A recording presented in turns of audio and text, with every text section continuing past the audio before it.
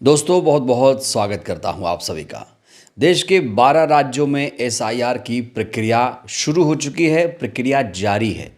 BLO साहब घर घर आ रहे हैं, सभी को फॉर्म मुहैया करा रहे हैं। लेकिन दोस्तों इस दौरान बहुत सारी भ्रांतियां फैली हुई हैं कि एसआईआर नहीं कराया तो नागरिकता चली जाएगी, एसआईआर कैसे किया जाए, एसआईआर वोटर फॉर्म भरते समय कौन कौन से दस्तावेज लगेंगे, ऑनलाइन फॉर्म कैसे भरा जाए, 2003 की वोटर लिस्ट में नाम नहीं ढूंढ पा रहे हैं तो क्या करें। दोस्तों इन तमाम सवालों को लेकर जो कुछ भी सवाल वोटर्स के मन में इसमें उठ रहे हैं, उन तमाम सवालों को लेकर हमने मुख्य निर्वाचन अधिकारी से ही बात कर ली है, जिससे आप लोगों को कोई कंफ्यूजन ना रहे।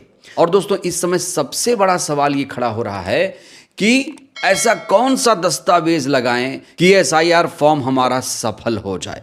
तो दोस्तों आज आपको इस वीडियो में तमाम सवालों के जवाब मिलने वाले हैं। तो आज की हमारी वीडियो बहुत ज़्यादा इम्पॉर्टेंट है, ये जनहित में मैं जारी कर रहा हूं और आप सभी से अपील पहले से ही कर दे रहा हूं कि इस वीडियो को पूरा देखिएगा, अंत तक देखिएगा और ज़्यादा से ज़्यादा लोगों तक ये वीडियो पहुंचाइएगा। तो दोस्तों इस समय एक सवाल जो सबके जहन में आ रहा है कि अगर हम 2003 की वोटर लिस्ट में नाम नहीं ढूंढ पा रहे हैं तो फिर क्या किया जाए। ये सवाल जब हमने मुख्य निर्वाचन अधिकारी, उत्तर प्रदेश के मुख्य निर्वाचन अधिकारी से पूछा तो उन्होंने इस सवाल को लेकर डिटेल में जवाब दिया है। सुनिए जरा। एक तो कुछ लोगों को कन्फ्यूजन है कि 2003 में क्या आज जहां नाम है वहीं होना चाहिए, तो इसको मैं स्पष्ट करना चाहूंगा कि 2003 की वोटर लिस्ट में नाम का मतलब उत्तर प्रदेश में जो लास्ट हमारा एसआईआर हुआ था वो 1 जनवरी 2003 के क्वालिफाइंग डेट से हुआ था। 2002 के एंड में शुरू हुआ था और 2003 में उसका पब्लिश हुआ था। कुछ राज्यों में 1 साल पहले, कुछ राज्यों में 1 साल बाद हुआ था। भारत के सारे राज्य और केंद्र शासित प्रदेशों में लास्ट एसआईआर जो 2003 के आसपास हुआ था उसकी वोटर लिस्टें अवेलेबल हैं voters.eci.gov.in वेबसाइट पे। वोटर को ये तो इतना तो पता होगा कि 2002-03 में मैं कहाँ था। उदाहरण के लिए अगर कोई वोटर उस समय दिल्ली था तो उसे उसमें स्टेट दिल्ली सिलेक्ट करना है, दिल्ली में फिर जिला सिलेक्ट करना है, जिले में फिर विधानसभा सिलेक्ट करनी है और विधानसभा सिलेक्ट करते ही वो लिस्ट आती है सारे बूथ्स की, बूथ सिलेक्ट करना है। यानी इतना तो वोटर को अपना दिमाग लगाना पड़ेगा, ढूंढना पड़ेगा। एक बार आप उस वोटर लिस्ट पे पहुंच गए तो फिर तो अपना नाम और फैमिली का नाम, लगभग 1000 नाम होते हैं, वो 10-1 मिनट में आदमी ढूंढ लेता है। ये उनके लिए जरूरी है जो वोटर्स 2003 में कहीं थे और आज कहीं हैं, क्योंकि उनके नाम हमारा बीएलओ नहीं मिला पाएगा। बीएलओ तो केवल उन्हीं वोटर्स का नाम मिला पाएगा जो 2003 में भी वहीं थे जहां आज है। बीएलओ को हमने दोनों 2003 की वोटर लिस्ट और आज की दी और मिलान कराने को कहा है। आज की तारीख में उत्तर प्रदेश में किसी किसी जिले ने तो 75% वोटर्स को मैप कर लिया है, यानी आज की वोटर लिस्ट के 75% वोटर को उन्होंने मिला दिया है 2003 की, खुद से या माँ से या बाप से। एवरेज हमारा 50% है। हम उम्मीद कर रहे हैं कि हम 70-75% तक जाएंगे और हमारा टारगेट है कि कम से कम लोगों को डॉक्यूमेंट्स देने पड़े, कम से कम लोगों को हम नोटिस दें। एक और महत्वपूर्ण सवाल कि अगर किसी वोटर का नाम दो जगह है, मुंबई में भी है, दिल्ली में है, उनके ज़िले में है, दूसरे ज़िले में है, उनके शहर में है, दूसरे शहर में है, तो फिर ऐसी स्थिति में वोटर्स को क्या करना चाहिए। ये सवाल ज़्यादातर वोटर्स के मन में है। तो दोस्तों इसीलिए हमने ये सवाल मुख्य निर्वाचन अधिकारी से ही पूछ लिया। देखिए उन्होंने क्या जवाब दिया। बहुत ही महत्वपूर्ण है कि एसआईआर में ऐसे वोटर्स जिनके 2-3 जगह नाम है या मल्टीपल नाम है, सपोज उन्होंने गांव में भी नाम था और शहर में भी, तो दोनों जगह एन्यूमरेशन फॉर्म पहुंच गया, तो अपने एक जगह तो खुद होंगे, एक जगह परिवार के सदस्य होंगे। ये इंश्योर करें कि एक ही जगह वोटर में लिस्ट में नाम हो, क्योंकि ये जब वोटर लिस्ट में जब आप भरोगे एन्यूमरेशन फॉर्म, इसमें एक डिक्लेरेशन भी है जो आप साइन कर रहे हो। वो ये है कि मेरे को जानकारी है कि अपराध है 1 से अधिक जगह अपना नाम दर्ज कराना और मुझे मालूम है धारा 31 में 1 साल तक का कारावास और जुर्माने से दंडित हो सकता हूँ। सो जिस जगह सामान्यतः रह रहे हैं केवल वहीं के फॉर्म को हस्ताक्षर करके दें, जहां सामान्यतः नहीं रह रहे वहां के फॉर्म को हस्ताक्षर करके मत दें। और इस दौरान वोटर्स के मन में जो सबसे महत्वपूर्ण प्रश्न खड़ा हो रहा है कि जब बीएलओ घर पे आए और हमें फॉर्म मुहैया कराए तो फॉर्म मिलने के बाद हमें क्या क्या करना है। दोस्तों अगर आपको फॉर्म मिल गया है या नहीं मिला है तो आपको घबराने की ज़रूरत नहीं है। आपको वही फॉर्म मिलेगा जहां आपने आखिरी बार वोट डाला था। जहां भी आपने वोट आखिरी बार डाला था तो आपका फॉर्म वहीं पर पहुंचेगा। तो बीएलओ आपके घर आएंगे और एसआईआर वोटर फॉर्म जैसे ही देंगे तो उस दौरान आपको क्या क्या करना चाहिए, कौन कौन सा डॉक्यूमेंट लगेगा, दोस्तों इन सवालों का जवाब भी बहुत खूबसूरती से दे दिया है मुख्य निर्वाचन अधिकारी ने। के माध्यम से वोटर्स के घरों में पहुंचाए जा रहे हैं और वोटर से अपेक्षा की जा रही है कि उसमें कुछ सूचना है जो वोटर को भरनी है, बहुत साधारण सी, जो उसको ध्यान है अपना date of birth, mobile number यदि देना चाहें, आधार देना चाहें, माता पिता का नाम मैंडेटरी है वो देना है, एक फोटो देना लेटेस्ट, और वो उसके बाद अगर उनके पास ये इन्फॉर्मेशन है कि 2003 में कहीं वोटर था किसी भारत के किसी भी इलेक्टोरल रोल में, तो वो डिटेल्स इस एन्यूमरेशन फॉर्म में यहाँ भर सकता है लेफ्ट में।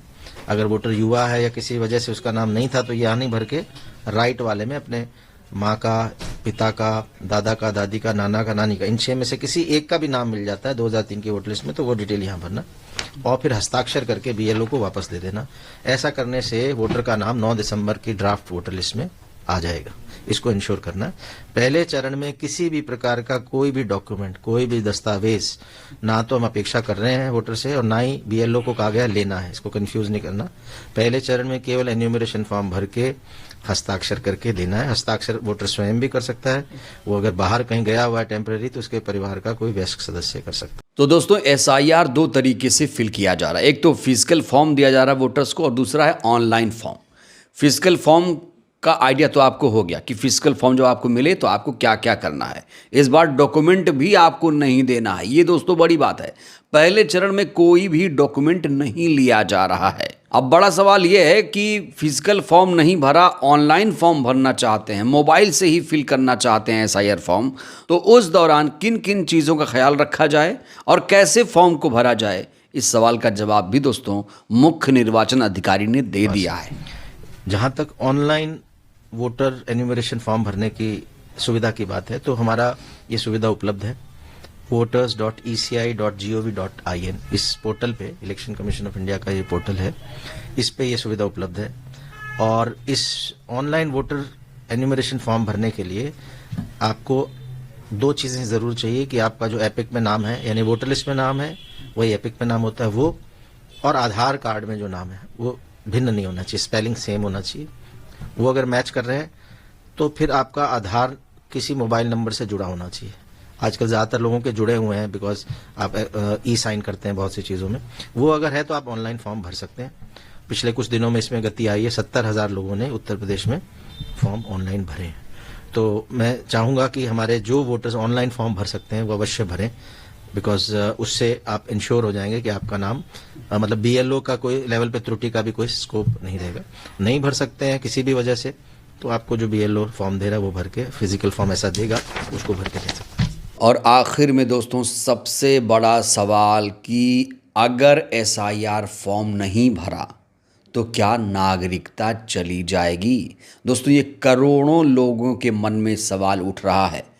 सोशल मीडिया में तो इसको लेकर एक भ्रांति फैलाई जा रही है कि भाई एसआईआर फॉर्म नहीं भरा तो आपकी नागरिकता ही चली जाएगी, आप तो किसी काबिल ही नहीं रहेंगे। तो ये सवाल हमने भी मुख्य निर्वाचन अधिकारी के सामने रख दिया, तो उन्होंने इस सवाल के जवाब में क्या कुछ कहा दोस्तों, इत्मीनान से ध्यान से ज़रा सुनिएगा। एसआईआर का पूरा जो उद्देश्य है हमारी वोटर लिस्ट को शुद्ध करना, जैसा कि पिछले दिनों में इस वोटर लिस्ट फोकस में आई पूरे इंडिया में, और इसमें जो कमियां प्राय रहती हैं, मरे हुओं के नाम भी चले आ रहे हैं, डुप्लीकेट नाम चले आ रहे हैं, और ऐसे लोग जो शिफ्ट कर गए वर्षों से उनके नाम चले आ रहे हैं।